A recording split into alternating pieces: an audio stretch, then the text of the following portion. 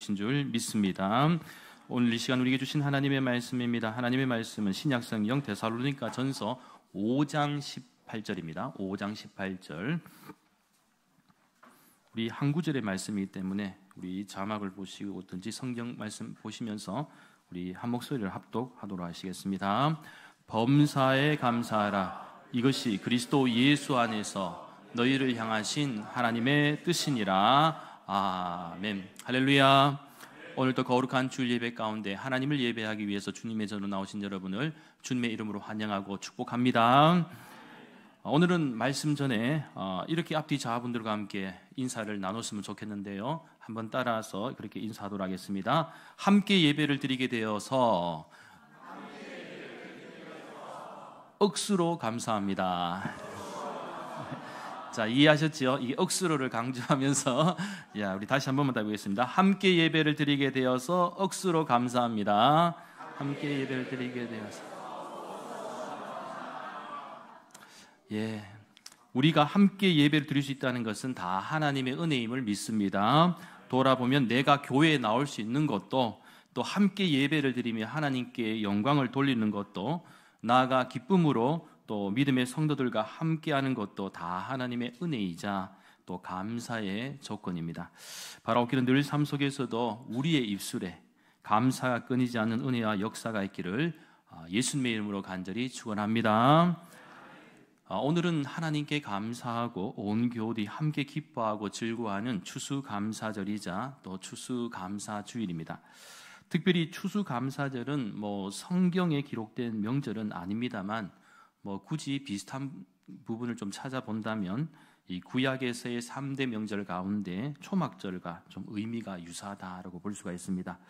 그리고 한국 교회의 추수감사절은 미국 청교도들이 이 1621년에 새로운 땅, 이 미국의 그 신대륙을 발견하고 거기에 이제 그 신앙의 자유를 찾아서 이주한 후에 이 하나님께 드린 이 추수감사와 직접 이 관련을 맺습니다. 참고로 미국은 11월 넷째 목요일을 감사절로 정하였고 또 그날을 국경일로 삼았습니다. 그래서 미국의 선교사님들을 통해서 복음을 받아들인 이 한국교회는 몇 차례의 어떤 과정의 변화를 겪은 후에 11월 셋째 주일을 추수감사주일로 정하게 되었습니다.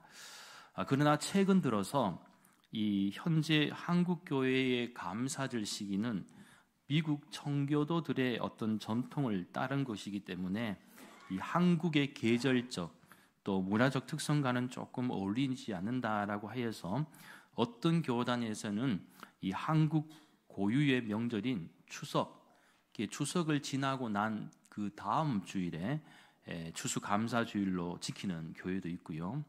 또 우리 대한예수교 장로의 통합 측 본교단에서는 10월 달에 이제 추수감사주일 예배를 드린 것을 허용을 하였습니다. 그래서 지금 저희 교단에서는 10월 달에 추수감사주일을 드리는 교회도 있고 또 저희 교회처럼 11월 달에 이렇게 추수감사절을 드리는 교회도 있습니다. 아무튼 추수감사절은 날짜가 그렇게 중요한 것은 아니고요. 거기에 담긴 정신이 더 중요하기에 이 날은 온 세상을 다스리시는 창조주 하나님의 은혜에 감사하고 또 찬송과 영광을 돌리는 시간임을 우리는 잊지 말아야 할 줄 믿습니다. 그리고 추수감사주일에는 오직 하나님께서 높아지시고 하나님께서 한없이 높아지시고 우리는 더욱 겸손하게 낮아지는 은혜가 있어야 할 줄 믿습니다. 대머리도 감사할 조건이 5가지나 된다고 합니다. 그런데 여기서 말하는 대머리는 올 머리 전체를 얘기하는 겁니다. 저희 교회는 다 머리가 조금이라도 계신 분은 대머리가 아닙니다. 오해하지 마시고요. 사실은 누군가 재미있게 만든 이야기인 것 같은데 절대로 비하하려는 내용도 아니고 또 긍정적인 해석으로 드리는 말씀이기에 혹시라도 또 오해 없이 들어주시기 바랍니다. 이 5가지 감사 조건이 뭐냐? 첫째는 여성에게는 거의 없는 현상이라는 것이죠. 그렇지 않습니까? 스트레스 받으면 간혹 여성분들 가운데도 더 탈모 증상이 있을 수는 있는데 그래도 대부분 여성분들은 이 머리가 그죠? 그렇게 대머리가 될 정도로 그렇게 되지는 않습니다. 그래서 이 모든 여성은 하나님께 감사해야 됩니다. 감사하다. 그죠? 또 두 번째는 하나님의 사랑을 받는 자가 대머리가 된다고 합니다. 하나님의 사랑을. 이게 뭔 말이냐? 날마다 하나님께서 사랑한다, 사랑한다. 앞니말을 쓰다듬어 주시기 때문에 예, 그렇다는 겁니다. 예. 세 번째는 비교적 목회자들이 대머리가 된 사람이 많다고 합니다. 엘리사도 대머리였습니다. 그리고 네 번째는 비누, 샴푸, 물을 상당히 절감할 수가 있습니다. 마지막 다섯 번째는 이 하나님을 편하게 해드린다는 것입니다. 왜냐하면 주님은 날마다 우리의 머리카락까지 세시기 때문입니다. 그러니까 셀 필요가 없어요. 그죠? 아마 이 부분 어디서 나왔을까 보니까 찾아보니까 신약성경 마태복음 10장 30절 말씀에 주목하시면 너희에게는 머리털까지 다 세신 바 되었나니라는 이 예수님의 말씀에 근거를 한 것 같습니다. 아무튼 감사할 조건은 어떤 형편과 상황에서도 우리가 할 수 있습니다. 네, 찾아보면 그렇습니다. 부정적인 환경 속에서도 찾아보면 긍정으로 만들 수가 있다는 것이죠. 자, 그런 의미에서 여러분 감사에도 수준이 있습니다. 그래서 오늘 이 시간에는 세 가지 방향에서 감사의 수준을 좀 살펴볼 텐데요. 먼저 1차원적 단계의 감사가 있습니다. 이 1차원적 감사는 조건부 감사입니다. 만약 내가 다른 사람보다 더 잘 되거나 또 더 많은 것을 가지거나 소위 말하는 성공하거나 그죠? 그런 부분이 되면은 감사하겠다. 내가 원하는 조건들이 채워지면 감사하겠다. 그런 의미입니다. 그런데 이러한 감사가 한계가 있는 것이 무엇입니까? 만약에 조건이 채워지지 못할 때, 채우고 싶은데 못 채우면 여러분 정말 감사가 나오겠습니까? 자꾸 조건적으로 따지기 시작하면 이 조건에 맞춰서 진정한 감사를 할 수가 없는 것이죠. 그리고 항상 다른 사람과 비교하여 감사하려고 한다면 진정한 감사의 마음을 가질 수가 없다라는 것입니다. 어떤 청년이 아주 더운 여름날에 점심 식사를 하기 위해서 이 한참을 걸어서 롯데리아 매장에 갔습니다. 그는 햄버거 세트를 하나 사서 밖으로 나와서 야외 벤치 그늘에 앉아서 땀을 식히면서 또 맛있게 먹고 있었습니다. 이때 자동차 한 대가 이 햄버거 가게 앞에서 멈추더니 한 미모의 여자가 내려서 햄버거를 사서 자동차에 앉아있는 남자에게 가져다 주는 것이었습니다. 이것을 본 이 젊은 청년은 부러운 눈길로 그 남자를 쳐다보며 생각했습니다. 나도 옆에서 챙겨주는 비서가 있어서 저렇게 시원한 자동차 안에서 햄버거를 먹을 수 있다면 얼마나 좋을까. 그런데 자동차 안에서 햄버거를 먹고 있던 남자는 벤치에 앉아 햄버거를 먹는 청년을 부러운 듯 바라보고 있었던 것입니다. 그러면서 나도 저 청년처럼 다리가 건강해서 햄버거를 사 먹으러 집에서 이곳까지 걸어올 수 있다면, 그리고 벤치에 앉아 맑은 공기를 마시며 점심을 먹을 수 있다면 얼마나 행복할까. 결국 이 두 사람은 자기에게 없는 것, 또한 자신이 갖지 못한 것만을 생각하며 비교 가운데에 서로를 부러워하고 있었다라는 사실입니다. 이처럼 다른 사람과 비교하며 사는 인생은요, 불행할 수밖에 없습니다. 절대로 행복할 수가 없는 것이죠. 예를 들면 자신의 손에 있는 것을 보지 못하고 다른 사람의 손에 있는 것을 바라보며 불행하게 생각하는 것인데, 예를 들면 소형차를 타고 다니면 중형차를 타는 사람들을 부러워하고, 또 중형차를 타고 다니면 고급 세단을 타는 사람들을 부러워하고, 또 고급 세단을 타고 다니는 사람은 외제차를 타는 사람들을 부러워한다면 이런 사람의 수준은 1차원적 단계에 있는 사람들이다라는 것입니다. 그렇다면 1차원적 감사를 넘어서 2차원적 감사는 무엇일까요? 두 번째로 생각해 볼 2차원적 단계의 감사는요, 무엇을 받았기 때문에 받은 것 중에서 일부를 드리는 감사입니다. 그러니까 받은 것에 대한 감사. 즉 상대방과 비교하되 자기보다 못한 사람과 비교하여 자신이 받은 것을 감사하는 단계다라고 볼 수가 있습니다. 이것은 심리적으로 볼 때도 1차원적 단계보다는 좀 더 낫다라고 볼 수가 있습니다. 1차원적 단계의 사람은 내게 없고 다른 사람에게 있는 것만 보다가 실망하고 부러워하고 낙심하지만 2차원적 단계는 나보다 못한 사람, 나보다 불행하다고 생각하는 사람들과 비교하면서 이 만족감과 감사를 찾기에 조금 더 긍정적이다라고 볼 수가 있습니다. 예를 들면 걸어 다니는 사람은 병원에 누워있는 사람을 보면서 그래도 내가 걸어 다닐 수가 있으니 얼마나 감사한가라고 생각하고, 또 차의 크기와 또 가치를 떠나서 일단 자동차가 있는 사람은 차 없이 걸어 다니는 사람을 보면서 그래도 자동차가 있는 것이 감사하다라고 생각하는 사람도 있을 것입니다. 하지만 여러분, 이 1차, 2차원적인 단계의 이 감사는요, 이 완전한 감사라고 할 수가 없습니다. 온전한 감사라고 할 수가 없다는 것입니다. 그렇기에 진정한 감사는 어떤 단계냐? 바로 3차원적 단계의 감사인데 무엇이냐? 바로 범사에 대한 감사입니다. 범사. 이 부분을 특별히 성경 인물 가운데서 찾아보라고 한다면 구약에서는 우리가 잘 아는 다윗을 한번 떠올려 볼 수가 있고, 또 신약에서는 이 사도 바울을 우리가 생각해 볼 수가 있습니다. 먼저 다윗 같은 경우는 범사에 감사하는 인물이다라고 볼 수가 있습니다.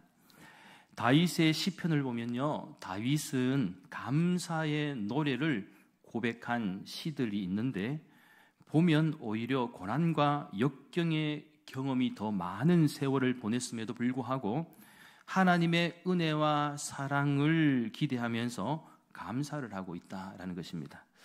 그래서 다윗의 인생을 우리가 한번 떠올려 보면 어떻습니까? 그의 감사가 이해가 됩니다.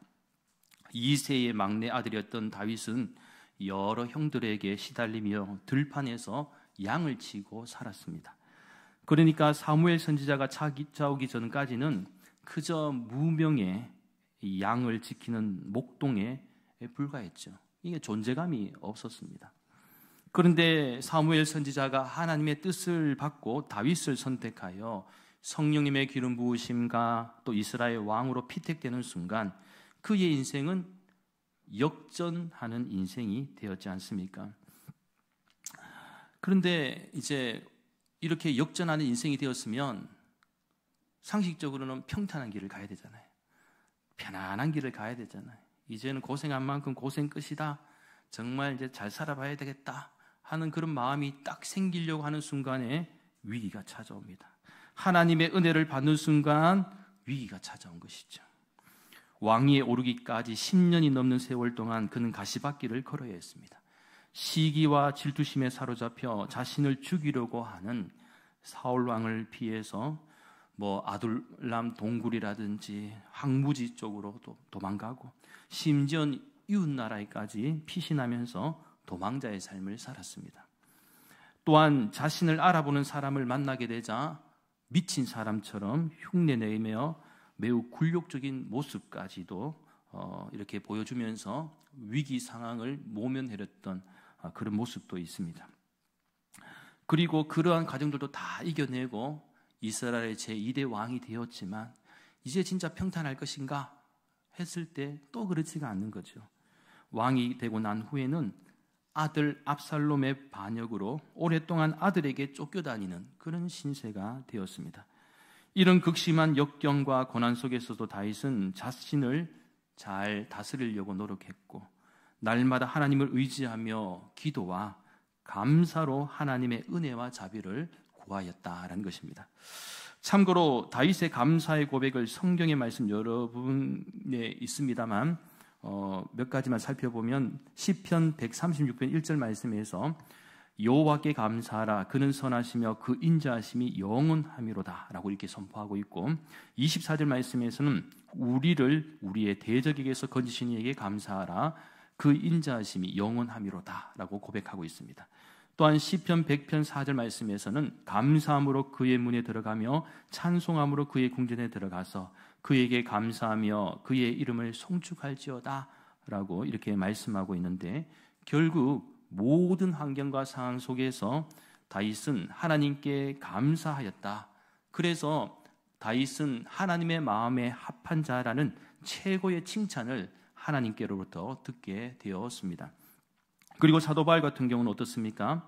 예수님을 믿기 전에는 예수님을 믿는 사람들을 핍박하는 박해자였지만 예수님을 믿고 난 후에는 새롭게 변화하여 예수님의 복음을 담대하게 전하는 인물이 되었습니다. 그런데 예수님을 믿고 난 후에는 행복한 인생길이 쫙 펼쳐져야 되는데, 그죠? 잘 되는 인생길이 참 펼쳐지면 세상적으로 볼 때 그렇다는 것이죠. 그런데 그렇지가 않습니다. 오히려 현실적으로 예수님을 믿고 난 후에는 더 심한 박해와 핍박을 받았고, 가난과 굶주림과 매맞음과 심지어는 죽음의 위기까지도 경험하는 그런 인생이 되었습니다. 하지만 그럼에도 불구하고 사도 바울은 자신을 이방인을 위한 복음의 사도로 세워주신 이 하나님께 늘 감사했다는 것이죠. 그래서 사도 바울도 하나님께 감사의 기도를 많이 드렸는데, 예를 들면 신약성경 골로새서 1장 3절 말씀에서 우리가 너희를 위하여 기도할 때마다 하나님 곧 우리 주 예수 그리스도의 아버지께 감사하노라 이렇게 말씀하고 있고, 빌립보서 1장 3절 말씀에서는 내가 너희를 생각할 때마다 나의 하나님께 감사하며 라고 고백하고 있습니다. 그리고 무엇보다 사도 바울은 은혜의 감사를 깊이 있게 드리기도 했는데요.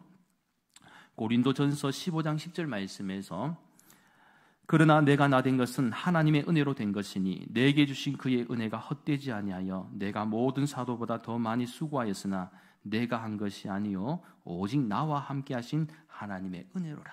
이렇게 감사의 고백을 하나님께 드렸다는 것입니다. 저는 이러한 고백이 저와 여러분에게도 있기를 예수님의 이름으로 간절히 축원합니다. 아무튼 오늘 본문의 말씀에서도 사도 바울은 이 하나님의 뜻에 대해서 설명하면서 강조한 것이 뭐냐? 바로 범사에 감사하라는 것입니다. 18절 말씀에 주목합니다. 18절 말씀 함께 읽겠습니다. 범사에 감사하라. 이것이 그리스도 예수 안에서 너희를 향하신 하나님의 뜻이니라. 아멘. 여러분, 하나님의 뜻이 무엇입니까? 라고는 질문을 할 때에 여러분 어떻게 대답하시겠습니까? 예. 성경에서는 분명히 하나님의 뜻이 무엇입니까? 뜻을 몰라서 자꾸 헤매는 분들이 많이 계신데, 하나님의 뜻은 우리가 사실은 오늘은 한 구절만 읽었습니다만 바로 앞에 16절, 17절 말씀에서 뭐라고 말씀하고 있죠? 항상 기뻐하는 것. 중요한 것은 앞에 주 안에서입니다. 주 안에서 우리가 기뻐하는 것, 쉬지 말고 기도하는 것, 그리고 오늘 본문에서의 범사에 감사하는 것. 이것이 뭐다고요? 하나님의 뜻이다. 하나님이 원하시는 것이다. 이 사도 바울은 강조했죠. 그리고 모든 일에 감사하며 사는 사람은요, 자신도 그렇게 살게 되겠지만 그 주변의 사람에게도 선한 영향력을 끼치게 된다라는 것입니다. 세계적인 축구 스타인 크리스티아누 호날두라는 분이 있어요. 지금도 축구를 열심히 하고 있는데 뭐 세계적인 축구 선수라서 축구를 좋아하지 않으셔도 한 번쯤은 들어본 인물일 겁니다. 그런데 현재 그의 아들도 축구 선수로 이제 활약하면서 성장하고 있는데, 한 번은 이 아들이 축구 경기 중에서 감정을 억누르지 못하고 상대방에게 폭력을 행사했습니다. 뭐 그렇다고 폭력해라 갖고 막 그냥 막 주먹으로 마구 휘둘고 막 죽어라 그러면서 때리고 돌려차기 날아차기 이런 게 한 게 아니고, 이래 보통 하다 보면 열 받으면 팍 치는 거 있잖아요. 이렇게 치고 다리 거두고 그냥 뭐 좀 이렇게 비매너적인 뭐 그런 부분들을 이제 보여준 것이죠.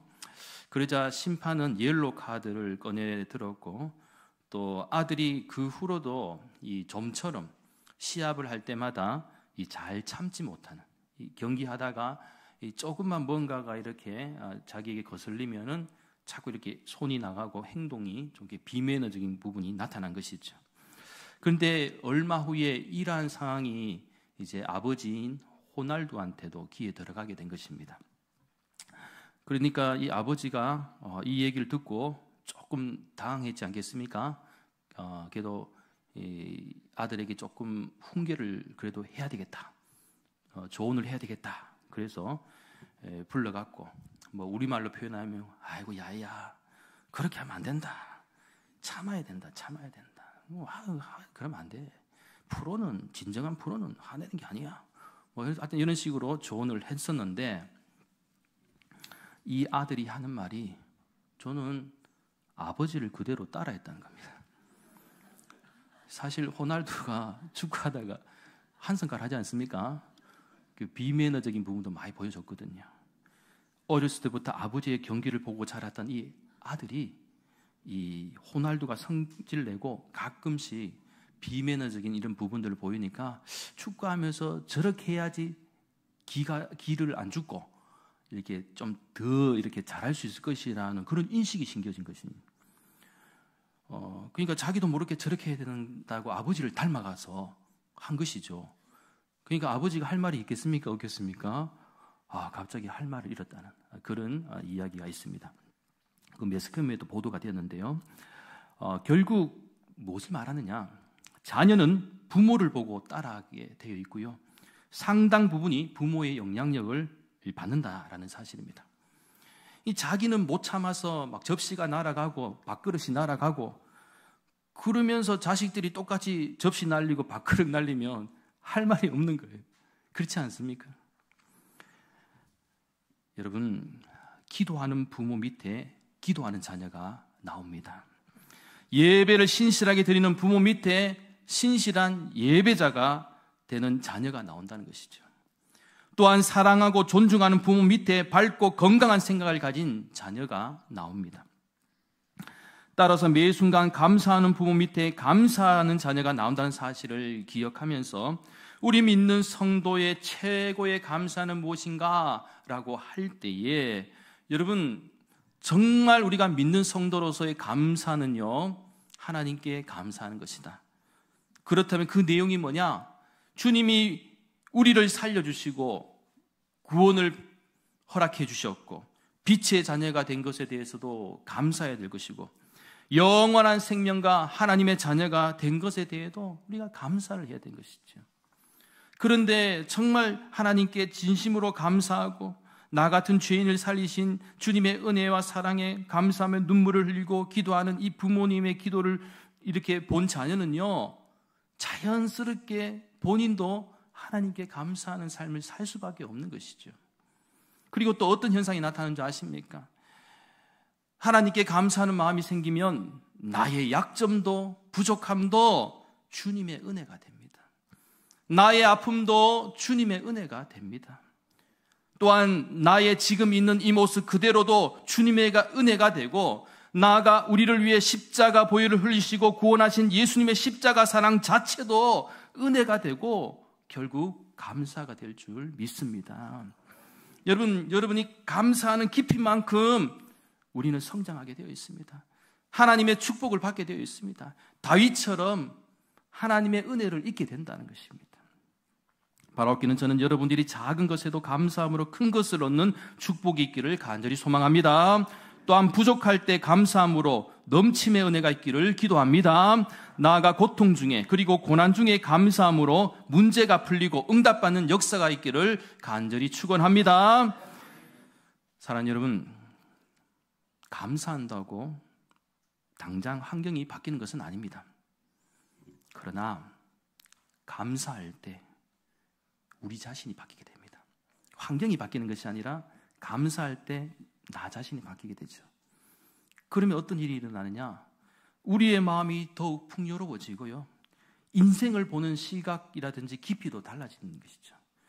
어떻게 보면 우리 인간에게 가장 큰 저주가 뭐냐? 채워지지 않는 목마름과 갈급함이 아니라 감사하는 마음이 생기지 않는 메마름에 있다는 것입니다. 여러분, 감사하지 않는 인생이 얼마나 불행한 줄 아십니까? 그러나 환경을 뛰어넘을 수 있는 것은 하나님께 감사하는 마음이 우리에게 있을 때에 우리의 메마름은 사라질 것입니다. 따라서 감사하는 인생에게는 하나님께서 넘치는 은혜를 부어주실 줄 믿습니다. 또한 감사하는 인생에는 세상이 줄 수 없는 천국의 기쁨도 허락해 주실 것입니다. 그래서 오늘 본문의 말씀에서 사도 바울이 강조한 바와 같이 여러분이 범사에, 이 범사는 헬라어로 오늘 찾아보면 모든 일에 감사하는 것이죠. 모든 일에 감사하는 마음을 가지게 되면 지금의 내 자리가 곧 천국이 될 줄 믿습니다. 범사에 감사하십시오. 이것이 하나님의 뜻입니다. 기도드리겠습니다. 거룩하신 하나님, 저희들이 이 세상을 살아가는 순간순간마다 사실은 기적과도 같고 감사의 조건들이 차고 넘치는데 저희들은 항상 1차원적인 조건부 감사와 2차원적인 받은 것에만 머물러 감사하는 마음이 많습니다. 그러나 오늘 주신 말씀처럼 저희들이 범사에 모든 일에 감사할 수 있는 3차원적 감사가 넘치게 하여 주시옵소서. 그래서 저희들의 삶의 자리가 늘 천국이 되게 하시고 하나님의 뜻에 합당한 성도의 삶을 살아낼 수 있도록 역사하여 주시옵소서. 감사를 드리며 모든 말씀 거룩하신 예수님의 이름으로 간절히 기도하옵나이다.